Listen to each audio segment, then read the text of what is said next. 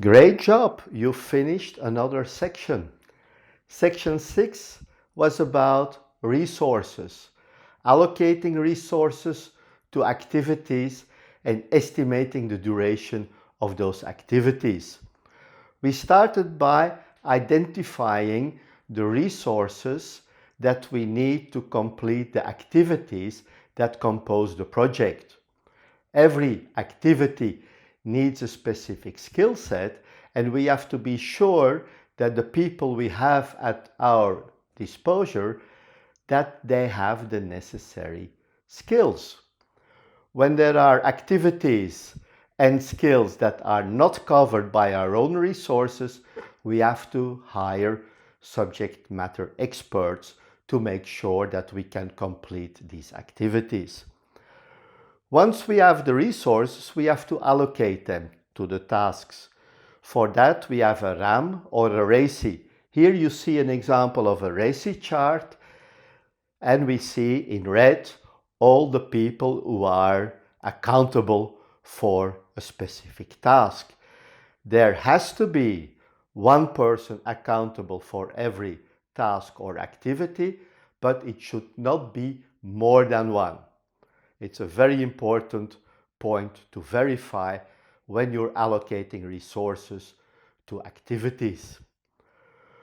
The next step is about estimating the effort to complete an activity.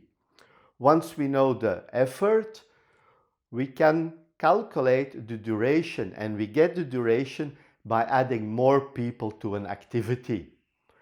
Once we know the duration, we can put that activity in a calendar, and we can determine the elapsed time or the calendar time to complete that activity. When we calculated duration, we also looked at some variability.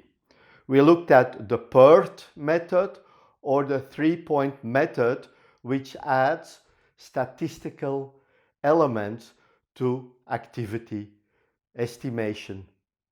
And it's very important to take those things into account because they have been proven very useful in the past.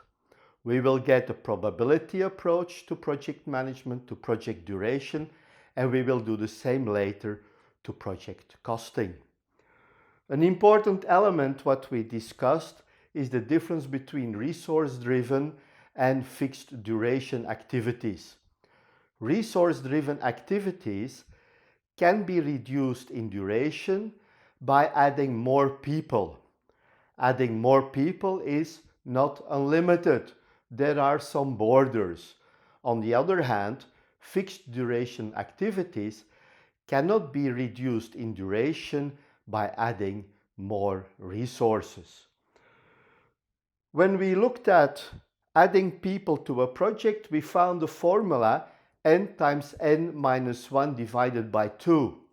You may remember that this formula creates or calculates the number of communication lines that exist between a certain number of people.